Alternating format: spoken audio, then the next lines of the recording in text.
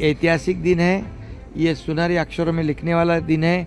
आज यहाँ पर एयरफोर्स का फ्लाइट भी लैंड हुआ और जो सुकोई फाइटर फ्लाइट फ्लाई पास भी किया, उसका मैं स्वागत किया हमने। फिलहाल इस वक्त हमारी मौजूदगी नवी मुंबई इंटरनेशनल एयरपोर्ट के कंस्ट्रक्शन साइट पर है। साल 2008 में इस एयरपोर्ट की परिकल्पना को केंद्र सरकार की तरफ से मंजूरी दी गई और उसके बाद से अब तक इस प्रोजेक्ट में एक अलग कंपनी सबसे पहले आई। उसके बाद इस प्रोजेक्ट का काम अडानी ग्रुप को दिया गया क्योंकि कई दिक्कतें आई, खास तौर पे जिस वक्त भूमि अधिग्रहण की बात हुई। क्योंकि अगर नवी मुंबई के पूरे रचनात्मक और भौगोलिक प्रकरण की बात करें तो इस सिटी को सोच समझकर बिठाया गया है, बनाया गया है और मुंबई की ही तर्ज पर नवी मुंबई की जो पूरा गठन था, जो परिकल्पना थी और जिस तरह से सिडको इसमें पूरे कंस्ट्रक्शन के काम को देखता है, उसे देखते हुए अलग अलग प्रकार से इस पूरे शहर को बिठाया गया। अब महत्वपूर्ण बात यह है कि नवी मुंबई एयरपोर्ट यानी कि छत्रपति शिवाजी महाराज इंटरनेशनल एयरपोर्ट और नवी मुंबई एयरपोर्ट, इनकी दूरी बहुत ज़्यादा नहीं है। अगर आप देखें तो लगभग 1 से 1.5 घंटे का ही समय आसपास लगेगा। लेकिन इसकी आवश्यकता क्यों है? अगर आपके मन में ये सवाल आता है कि मुंबई में एक एयरपोर्ट होने के बाद नवी मुंबई में इस एयरपोर्ट की क्यों ज़रूरत है, तो इस पूरे भौगोलिक प्रकरण को समझना होगा। क्योंकि मुंबई एयरपोर्ट इस वक्त सबसे बिजी एयरपोर्ट अगर आप देखें पूरे देश भर में तो उनमें से एक है। लगभग 900 से भी ज़्यादा फ़्लाइट्स हर दिन मुंबई एयरपोर्ट से फ्लाई करती हैं और अगर नवी मुंबई के आसपास के इलाके, चाहे वो रायगढ़ हो या इससे जुड़े हुए आसपास के इलाकों हों, वहाँ से अगर आपको इंटरनेशनल फ़्लाइट्स लेनी है तो आपके पास केवल एक ही ऑप्शन होता है, आपको मुंबई जाना पड़ेगा। मुंबई से ही आपकी फ़्लाइट जो है वो फ्लाई करेगी। अब ऐसे में नवी मुंबई एयरपोर्ट की जो परिकल्पना थी, इसी आधार पर रची गई, इसी आधार पर इस पूरे प्रकरण को शुरू किया गया। आपको अगर बताएं तो साल 2013 में भी जब जिस वक्त इस पूरे अधिग्रहण का काम यहाँ पर चल रहा था, उस दौरान गांव के लोगों की तरफ से कई सवाल खड़े किए गए, जिसमें उनको कैसे यहाँ से स्थानांतरित किया जाएगा, ये सबसे बड़ा सवाल था। लेकिन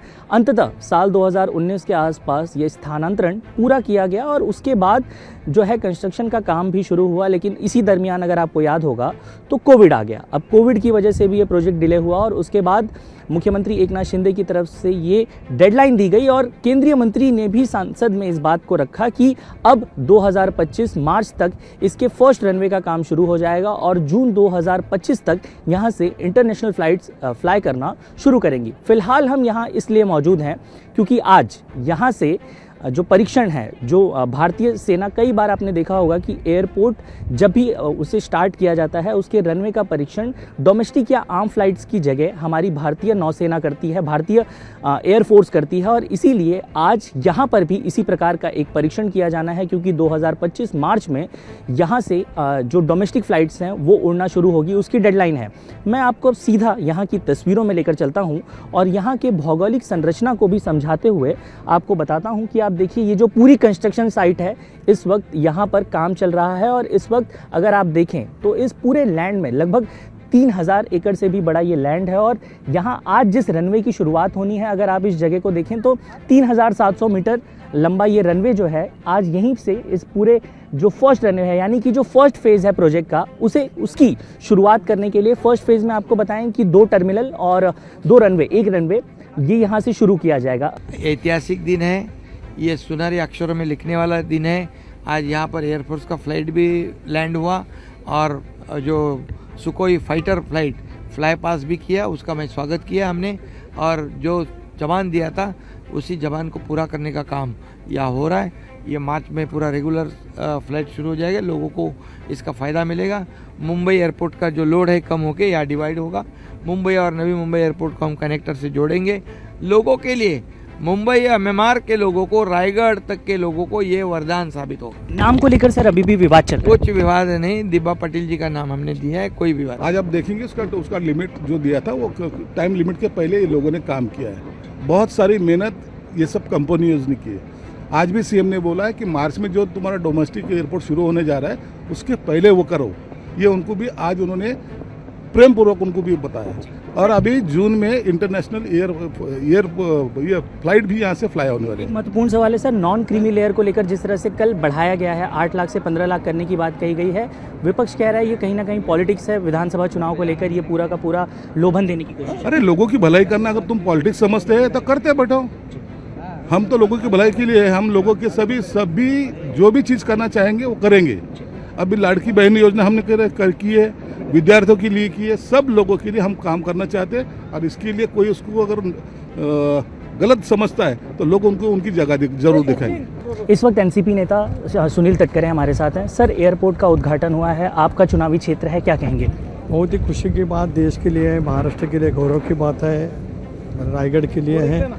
और इंटरनेशनल एयरपोर्ट दुनिया में, विश्व में सबसे अच्छा बना जाएगा। सर, काम में लेकर काफ़ी देरी हुई है और नाम को लेकर भी अभी भी विवाद चल रहा है, उसको लेकर क्या कहेंगे आप? नहीं, देखिए, सीएम साहब ने इसके बारे में वहाँ पे बयान दिया है, मैं ज़्यादा उसके बारे में टिप्पणी नहीं करना चाहता हूँ।